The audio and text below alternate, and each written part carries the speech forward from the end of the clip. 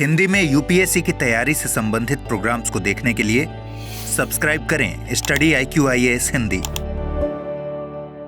नमस्कार साथियों, मैं कुणाल आप सभी का स्टडी IQIAS हिंदी पे स्वागत करता हूं। राम सेतु, जिसे एडम्स ब्रिज के रूप में भी जाना जाता है, कई धर्मों के लिए एक महत्वपूर्ण ऐतिहासिक धार्मिक धरोहर है।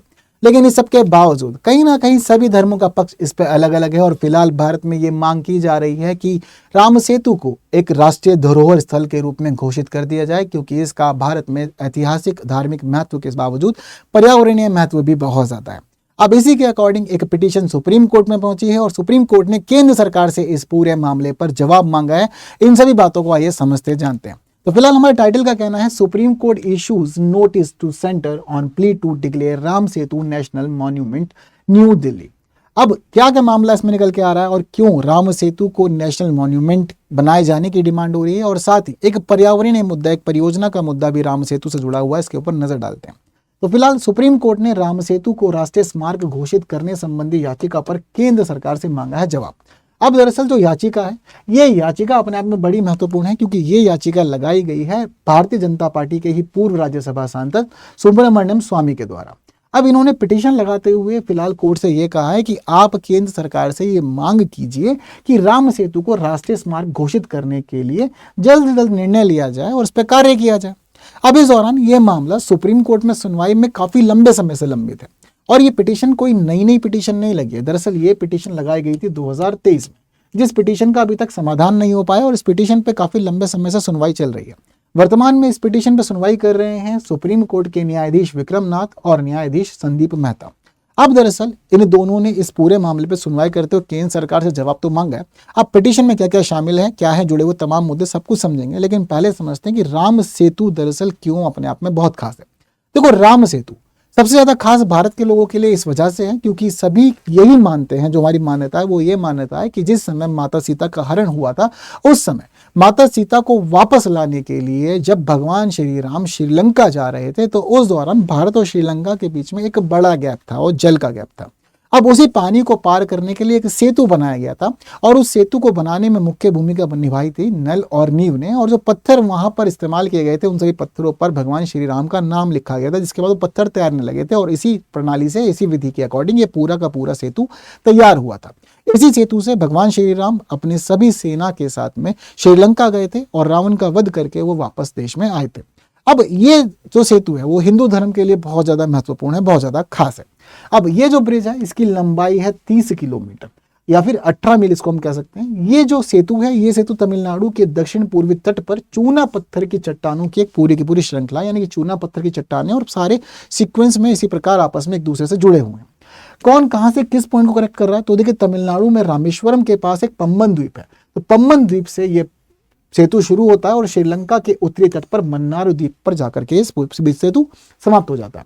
हालांकि ये सेतु काफी ज्यादा उथला है, यानी कि ये पानी के अंदर 1 से 3 मीटर की गहराई पे ही आपको देखने को मिल जाता है। उल्लेख इसका रामायण में भी है, बहुत सारे अलग अलग ग्रंथों में भी इसका उल्लेख किया गया है और इतिहास के रूप में भी बहुत सारे जिन लोगों ने चीजों को जाना समझा उन्होंने भी अपने बुक्स के अंदर इसका मेंशन किया। हालांकि जहां हिंदू धर्म इस पूरी की पूरी संरचना को राम सेतु के रूप में मान्यता देता है, वहीं मुस्लिम और बाकी कई अन्य धर्म इसको एडम्स ब्रिज के रूप में भी समझते हैं। अब ये एडम्स ब्रिज की संकल्पना कहां से है, तो देखिए ये संकल्पना वैसे बहुत ज्यादा पुरानी नहीं है, लगभग 1800 के आसपास ही ये संकल्पना सभी के सामने आई।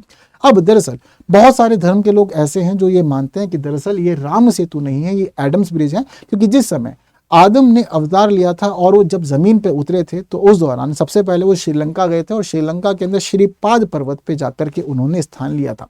लेकिन जब श्रीलंका को पार करते हुए वो भारत में आए थे तो उस दौरान वो राम सेतु का इस्तेमाल करके या फिर एडम्स ब्रिज का इस्तेमाल करते हुए ही वो भारत आए थे, तो इसी वजह से वो लोग इस ब्रिज को या इस संरचना को एडम्स ब्रिज के रूप में नाम दे देते हैं। तो ये दो रूपों में जाना था, राम सेतु और एडम्स ब्रिज। अब देखिए इसी के साथ क्या है कि एक पुरानी परियोजना जुड़ी हुई है, जिस पुरानी परियोजना की वजह से पूरा का पूरा विवाद सामने है। दरअसल यूपीए सरकार के काल में 2005 में एक प्रोजेक्ट शुरू किया गया था, इसको नाम दिया गया था सेतु समुद्रम परियोजना। अब सेतु समुद्रम परियोजना में यह निर्धारित किया गया था कि व्यापक ड्रेजिंग की जाएगी और ड्रेजिंग के माध्यम से मन्नार और पाक जलडुमडू मध्य को जोड़ने के लिए एक 83 किलोमीटर लंबी एक नहर तैयार की जाएगी। तो अब ड्रेजिंग का कार्य किया जाना था मन्नार और पाक जलडमरू मध्य को जोड़ने के लिए 43 किलोमीटर लंबी इस नहर के मामले में। लेकिन इस पूरे के पूरे प्रोजेक्ट में यह भी शामिल किया गया था कि राम सेतु को तोड़कर यह पूरा का पूरा शिपिंग चैनल कंप्लीट किया जाएगा। अब जब बात यह सामने आई कि राम सेतु को तोड़ा जाएगा और तोड़ करके शिपिंग चैनल सामने आगे बढ़ाया जाएगा, तो इसके बाद काफी ज्यादा विवाद शुरू हो गया। हालांकि केंद्र सरकार का उस समय यह कहना था कि दरअसल अभी फिलहाल अगर हम भारत से श्रीलंका जाते हैं तो काफी ज्यादा घूमना पड़ता है और बहुत लंबा रास्ता तय करके श्रीलंका पहुंच पाते हैं, लेकिन श्रीलंका जाने का एक छोटा रास्ता भी हो सकता है, बिल्कुल सीधा रास्ता हो सकता है हम लोगों के लिए अगर हम उसके ऊपर कार्य करें तो भारत और श्रीलंका के दोनों तटों को जोड़ने के लिए एक छोटा रास्ता बनाने के लिए इस सेतु समुद्रम परियोजना की परिकल्पना की गई थी। लेकिन हमारे देश में जब इस पूरी की पूरी परियोजना का मामला आगे बढ़ा तो बहुत सारे लोगों ने इस परियोजना का विरोध किया, क्योंकि राम सेतु को तोड़ने की बात इसमें की गई थी। अब ये मामला पहुंचा सुप्रीम कोर्ट में और 2007 में इस मामले पर काफी ज्यादा सुनवाई हुई और केंद्र सरकार से जवाब भी मांगा गया।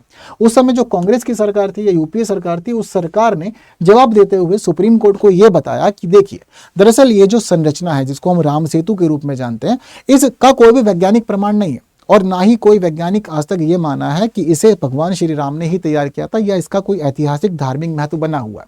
हालांकि शुरुआती तौर पर यूपीए सरकार में ये जवाब दे तो दिया गया, लेकिन बाद में इन्होंने अपना जवाब वापस भी ले लिया। बट फिर भी अब इस सेतु समुद्रम परियोजना के तहत राम सेतु से जुड़ी हुई जो धार्मिक, पर्यावरणीय और सुरक्षा संबंधी विवाद थे वो लगातार बरकरार रहे।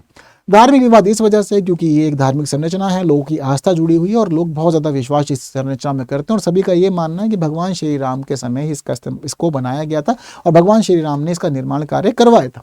पर्यावरण चिंता इस वजह से कि भाई व्यापक ड्रेजिंग होनी है, जिस समय इस सेतु को तोड़ा जाएगा तो जलीय जीवन प्रभावित हो जाएगा और मछलियों का, कोरल लीव्स का, सभी के ऊपर संकट फिलहाल बन जाएगा। सुरक्षा संबंधी विवाद जो थे वो भी इसके साथ में जुड़े हुए थे।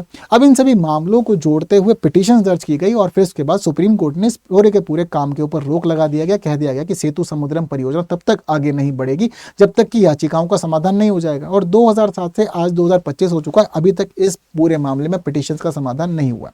अब इन सारे के सारे विवादों की वजह से ही हम ये देखते हैं कि याचिकाओं के अंदर खास बातें जो वर्तमान में प्रस्तुत की गई हैं, उसके मामले में पहली पिटीशन 2007 में भी लगी थी और अब फिलहाल जिस पिटीशन पे बातचीत चल रही है वो जनवरी 2023 में लगाई गई थी।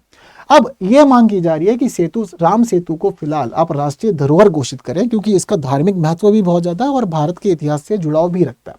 अब राष्ट्रीय दर्जा देने के लिए या राष्ट्रीय धरोहर का दर्जा देने के लिए केंद्र सरकार से मांग की गई है और साथ ही कहा गया कि केंद्र सरकार को आप आदेश दो जिससे कि चीजें पूरी हो। हालांकि सुप्रीम कोर्ट में सुनवाई भी चल रही है और सुप्रीम कोर्ट में सुनवाई के बावजूद हम ये देखते हैं कि ये मामला सामने आया था कि फिलहाल जिन व्यक्तियों ने पिटीशन लगाई है वो संस्कृति मंत्रालय के तहत आवेदन करें, अभ्यावेदन दर्ज करें, क्योंकि इस मामले का पूरा जो विचार है वो संस्कृति मंत्रालय के पास है। संस्कृति मंत्रालय ये डिसाइड करेगा कि राम सेतु को राष्ट्रीय धरोहर का दर्जा दिया जाना चाहिए या नहीं दिया जाना चाहिए और ये विचार अभी भी संस्कृति मंत्रालय में लंबित है और संस्कृति मंत्रालय इस पर सोच रहा है कि क्या इसको राष्ट्रीय धरोहर माना जाए या ना माना जाए। साथ साथ में सेतु समुद्रम परियोजना जो है उसका भी लगातार विरोध इसके तहत जारी है और उसकी वजह से भी एक संरक्षण मांगते हुए फिलहाल राम सेतु के लिए कहा जा रहा है कि राष्ट्रीय धरोहर इसको माना जाए। हालांकि केंद्र सरकार ने सीधे तौर पर यह कहा है कि देखिए, ये सारा काम जो है वो केंद्र सरकार की जिम्मेदारी है कि किसी प्रकार से इसका दुरुपयोग ना हो, प्रदूषण ना हो और अपवित्रता से इसको बचाया जा सके। तो केंद्र सरकार खुद अपनी जिम्मेदारी को स्वीकारती है कि हाँ बिल्कुल ठीक है, सभी चीजें मैनेज की जाएंगी। और वहीं इसके साथ साथ लोगों का यह भी कहना है कि ये आस्था का और श्रद्धा का विषय है, इसलिए राम सेतु को एक तीर्थ मानते हैं लोग, इसीलिए संरक्षण दिया जाना भी जरूरी है। तो ऐतिहासिक, पुरातात्विक और कलात्मक रूप से सभी शर्तों पे ये खरा भी उतरता है। तो अंत में यही मांग है कि इसको राष्ट्रीय धरोहर बना दिया जाए, राष्ट्रीय धरोहर का दर्जा दे दिया जाए। हालांकि फिलहाल सरकार ने इस मामले में ना तो कोई स्पष्ट जवाब दिया है और ना ही राम सेतु को अभी तक राष्ट्रीय धरोहर घोषित किए जाने के संबंधी कोई खास मामला तेजी से आगे बढ़ रहा है। लेकिन फिर भी चर्चाएं हैं और फिलहाल विवाद सेतु समुद्रम परियोजना और राम सेतु के बीच में लगातार बना हुआ है। अब फिलहाल वैसे ये परियोजना तो आगे नहीं बढ़ रही है, लेकिन अब राम सेतु को राष्ट्रीय धरोहर का दर्जा मिलेगा या नहीं मिलेगा, ये अपने आप में विचार सोचने वाला है। हालांकि आप लोग का क्या मानना है, क्या राम सेतु को राष्ट्रीय धरोहर का दर्जा दिया जाना चाहिए या नहीं दिया जाना चाहिए, और आप लोग किस पक्ष में? क्या सेतु समुद्रम परियोजना पूरी होनी चाहिए या फिर राम सेतु ही बरकरार व्यवस्था में रहना चाहिए और इसको नुकसान नहीं होना चाहिए? ये बात आप लोग मुझे कमेंट में जरूर बताइएगा और साथ ही इजी से क्वेश्चन का आंसर आप लोग कमेंट भी कर सकते हैं, तो जल्दी से मुझे इस आंसर को कमेंट भी कर दीजिए। ठीक, इसके साथ ही अगर आप लोग द हिंदू न्यूज़पेपर का एक अच्छा एनालिसिस ढूंढ रहे हैं हिंदी में, तो आप लोग को मिल सकता है study IQ IAS Hindi channel पे ही, जहां हम लोग न्यूज़ एनालिसिस के साथ एडिटोरियल डिस्कशन करते हैं रोज सुबह। तो बिल्कुल जुड़िए हम लोग के साथ में। और साथ ही आप लोग फिलहाल स्टडी IQ की एंड ऑफ सीजन सेल में उठा सकते हैं बहुत खास लाभ हमारे सभी कोर्सेज पे बड़े डिस्काउंट का। तो डिस्काउंट आप लोग को मिलेगा KL लाइव कोड यूज करके। KL लाइव कोड कीजिए यूज। और जैसे कि हमारा P2I फाउंडेशन बैच है, इसमें आप लोग को प्रीलिम्स, मेंस और इंटरव्यू के लिए मिलती है 1000 से अधिक घंटे की कक्षाएं, जहां आपका पूरा सिलेबस कवर होता है, आंसर राइटिंग भी करवाई थी, करंट अफेयर्स भी आपका तैयार किया जाता है, साथ ही 1-to-1 मेंटरशिप भी मिलती है, जहां ये देखा जाता है कि आपकी तैयारी कैसी चल रही है, सही है या नहीं।